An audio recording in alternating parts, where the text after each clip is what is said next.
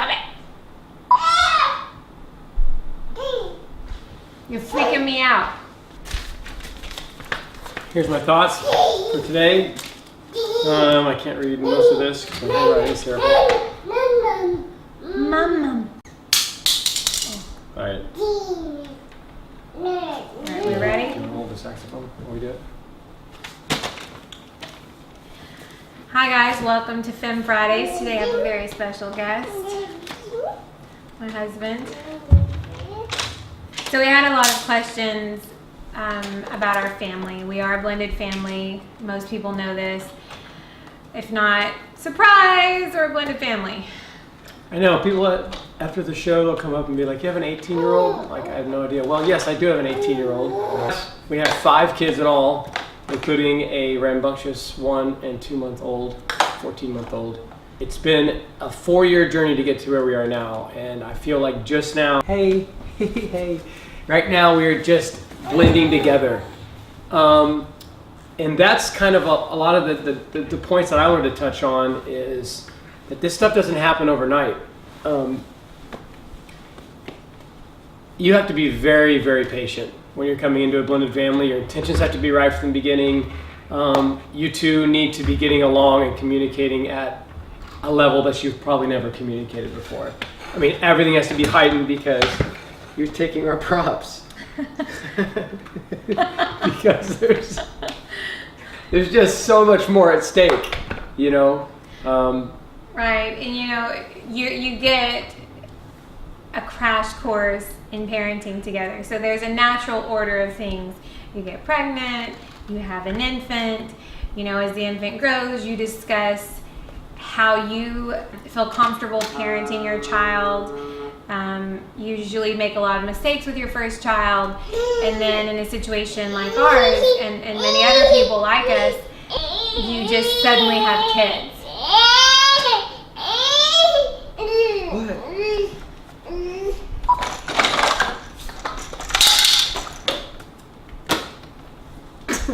Comic relief for the day, Xavier James. Do you know what I liked though? I honestly liked that Heather knew a lot more about parenting than I did. I had a big family growing up, 6 brothers and a sister, so you know it gave me a lot of that family dynamic and getting along and sharing and living together with a lot of people. But she, in my mind's eye, was the expert coming into this. I really love the fact that Heather had been a mother for so long and I was just coming into fatherhood like hitting a brick wall. It really made me humble myself and listen to her because she had so much valuable information.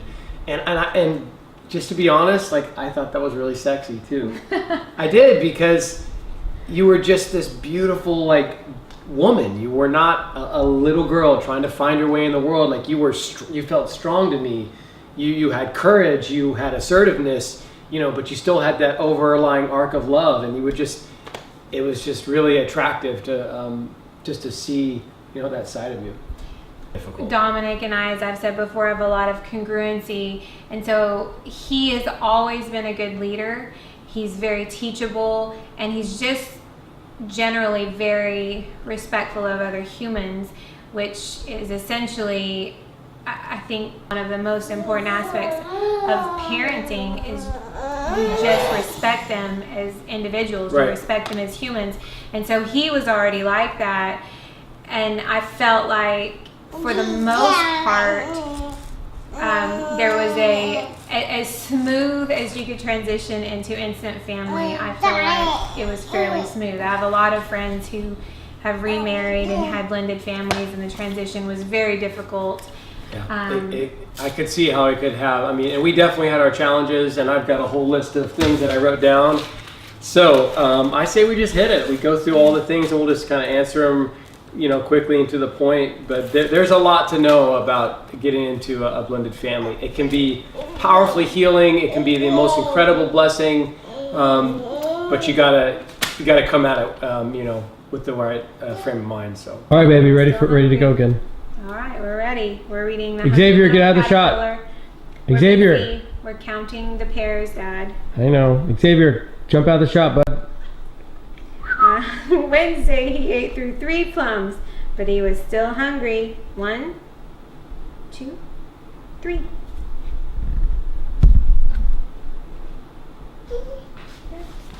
One, two, three. All right. So the number one question is their biological father still in the picture? Absolutely. They get to see him on a weekly basis. But this is going to be focused on how we were able to blend our families together. So I've got a list of questions I jotted down on my New York life insurance. I'm sure this is important. I should probably open the letter at some point. Yeah. Okay, so this is like a crash course right here. Okay, so I can just hit it and you can jump in whenever you want. Okay. Okay, so a lot of times couples split because they don't get along, and so there's a high level of emotion. Okay, so as a new parent coming in, you have to realize that they came from a place, usually a lot of times, of chaos and disorder. That's why people split, because it didn't work. So the main thing you can do as a new parent is come in at a level-headed, peaceful disposition. You've got to just be calm and loving, and everything can grow from there. You can't be judgmental. You can't be, pretending that you're the new dad. You can't come in acting like you're going to discipline people and you're going to make all of this stuff, the way you see it. You're coming into a life that's not yours, essentially. You're coming into somebody else's life existence, and they have a story. So you just want to be that next extension of the chapter. You want to be that sunny spot, the off into Neverland together. So coming in knowing that a lot of times the split between parents is not amicable, and so you need to come in with a lot of peace and love. Right. Being a step parent, although I don't like that word, to expect instant relationship is so unrealistic. When you meet a potential mate, you date, you get to know each other, you spend time talking, and then if you do get married and there are already children involved, to come into that situation and assert authority and start making demands of the children doesn't actually make any sense on a human level, because there's not another relationship on the planet that you would act like that. Right. A lot of times the kids take it harder when parents split, even 3 or 4 years down the road. So let's say the dad left, okay, and the mom stays raising the kids. Let's just say that scenario happened. The kids are going to be very leery of another man, because their only experience of men on an intimate level so far has been the guy who left. And it could go the opposite way. If daddy is the one taking care of the kids most of the time, and mommy decided she didn't want any more of the family life, then the kids' idea of women and motherhood is not going to be very good. So you're already coming into a place where they have a preconceived idea that's negative. So again, you can't come in strong, bull in a china shop. Hey kids, daddy's here, It doesn't work like that. Like Heather said, it's a relationship, and it takes years to grow, and you have to just build that trust with them day by day. The best way you can earn the trust and a position in the hearts of a child is to love their parents, right? So the girls will see that I'm trustworthy by how I treat their mother. Okay, this is like critical. This is the tipping point. If I am respectful to her, if I speak to her with affirmation and with words that are uplifting and positive and loving and powerful, they're naturally going to be drawn to that. If I'm critical of her, see ya. They don't care about me. They're not going to want to care about me.